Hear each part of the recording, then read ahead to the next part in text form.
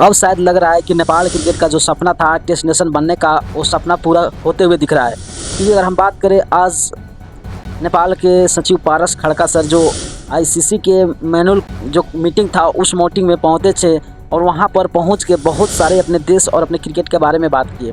यहाँ तक मैं आपको बता दूँ, वहाँ पे एनपीएल का भी जिक्र किया गया, जिसमें बताया गया कि एनपीएल किस तरह पहले ही साल भव्य तरह से संपन्न हुआ था और भव्य तरह से उनका तैयारी हुआ था। और वही बताते बताते आईसीसी का ओर से बहुत बड़ा खुलासा आया कि देखो, इस जो T20 वर्ल्ड कप होने वाला है, विश्व वर्ल्ड कप, उसमें यानी कि 20 नहीं बल्कि 32 टीमों को समावेश किया जाएगा। और ये नेपाल क्रिकेट के लिए बहुत अच्छा बात है, क्योंकि जो एसोसिएट देश है उनको भाई डेस्टिनेशन बनाने का बहुत ज़्यादा भूमिका मिल रहा है। अगर हम बात करें नेपाल क्रिकेट के सचिव पारस खड़का सर की बात करें, यानी कि जो कि बहुत बड़े बड़े बात बोले हैं वहाँ पे, और जाके बहुत ऐसे अपने देश के जैसे एमपीएल हुए उसी तरह लीग को वहाँ पे दर्शाया गया है।